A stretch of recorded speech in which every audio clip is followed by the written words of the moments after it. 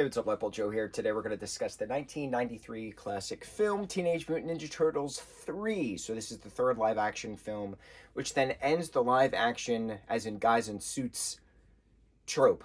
We only get the three, 91, I'm sorry, 90, 91, and 93. And then we jump to 2007, I think, which is just pure CGI. And then we jump to other films throughout, and then there's a crossover, as in real humans, mixed with CGI turtles. So we never get guys in suits anymore in regards to film. But then there was a TV series that started in 97, I believe, called Teenage Mutant Ninja Turtles Next Mutation or something like that, where they introduced new mutants, new characters, stuff like that. And those are people in suits. Never seen that TV series in its entirety. I should actually watch that. But we're just focusing on the films. I think it's like 10 films of Turtles that we have to watch in our marathon. So we got our shirt, we got the hat, and here we go. So the poster of this references ancient Japan, 1593. Turtles have no pizza, something like that, right? Ancient is not 500 years ago. It's like, I think it has to be like 1,000 years to be considered ancient. There's a specific archaeological, anthropological timeline in regards to what is ancient, and I definitely know it's not 500 years. So wrong. And then 1593 is wrong because in the beginning of the film it states 1603 Japan, and I'm like, huh? I haven't seen this in a long time, and this is not my favorite. This is the worst out of the three live actions, 90, 91, and 93. And a lot of people agree with that. It's just an interesting project in the sense of bringing more comic book stuff to life, which is awesome, but it's just slow. I don't know how else to explain it. It's just the pacing is very slow. You have the Turtles being designed by this different company. The Jim Henson Company did not do this third film. They did the first two films. They didn't do the third film. I don't understand why. I'm sure there was a contract something. So it's a different company that made the Turtles, and they're very bright green. They're not the muted green. So it's a little strange on the coloring. But then, like, the mouths are different. The animatronics are different. They got a lot more, like, spots on them. They just don't look the same as they were in the first two. And the abandoned subway station that they house themselves in, that they make their new home in the second film, is the same subway station in the third film. So the same set is used, but it's different characters. So it's just a little weird. It's a different character design.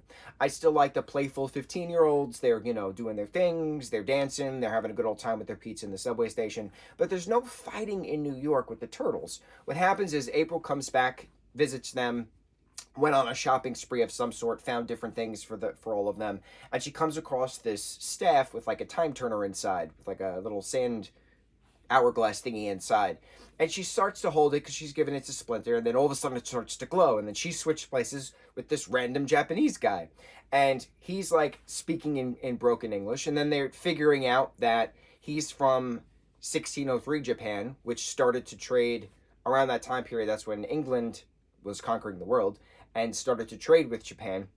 So that's why this guy knew some English, because they have the same, we're speaking with in regards to the same language in regards to trading. This guy happens to be a prince of this particular part of Japan.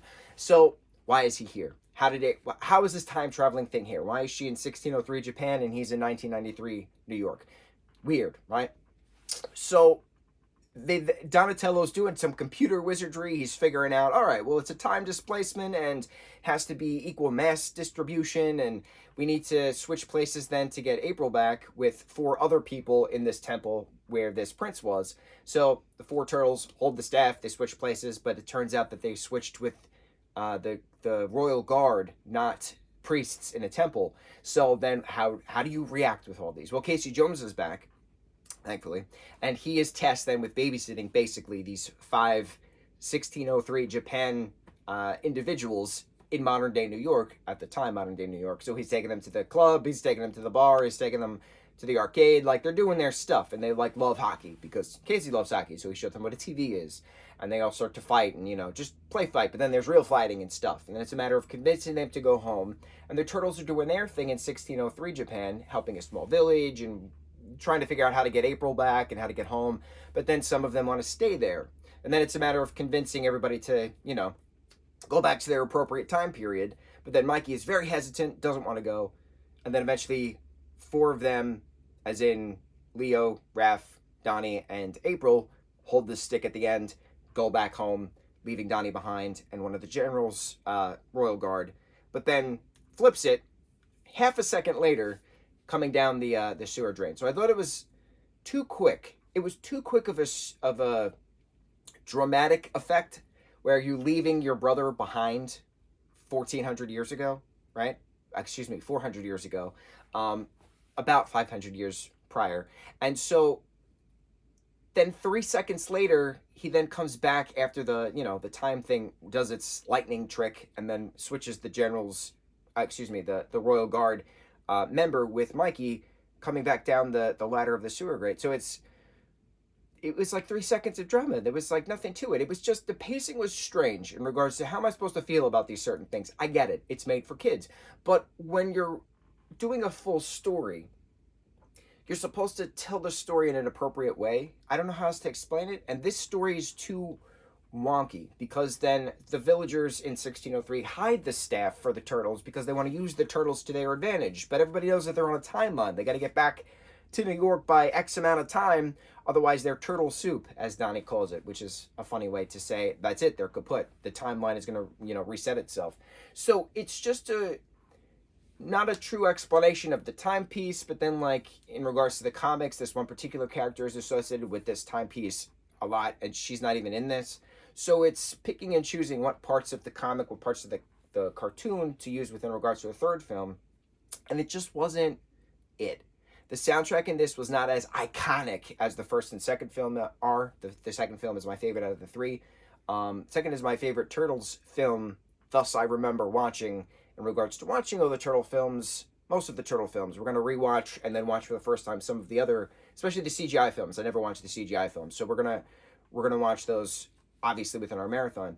But I don't know. I just find it's weird with the character design being different. It's weird with the story being too, here's a timepiece, and I'm in Japan. It was too quick. There's no, like, build up to things. And then the Mikey being left behind and then coming back 3 seconds later, it was too quick.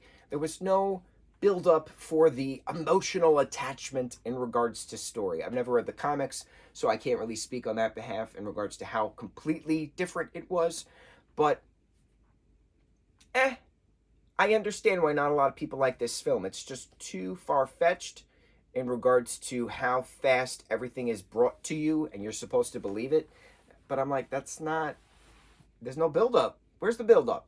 It's just weird. Some stories you can immediately get right into because of how crazy and wild they are. But this ain't one of them. This ain't one of those moments. I really wanted to see the Turtles do New York stuff, because the Turtles are New York kids, right? They're 15-year-old New Yorkers. And they weren't doing New York stuff. The only time that they're actually in New York is when they're in their subway station abandonment house with Splinter. There's no Shredder in this, no other, mutant characters in this. This was very focusing on the time difference. But why was the original poster referencing ancient Japan, which is not ancient, and why is it referencing 1593 on the poster when the title part says Japan 1603? Who decided these things? It's just weird. It's one of those things where, like, and I've talked about this, when you read a book and the cover of the book has no bearing or completely inaccurate description, character-wise, in regards to what actually happens in the book, who allows these things? One of those, what idiot allowed this, right? I don't like it. I want the continuity to be correct. If you're telling me the movie takes place in 1603, your poster should say 1603. Not 1593. I don't get it. We watched it, crossed it off the list of our Ninja Turtles marathon. On to the next review. Mahalo.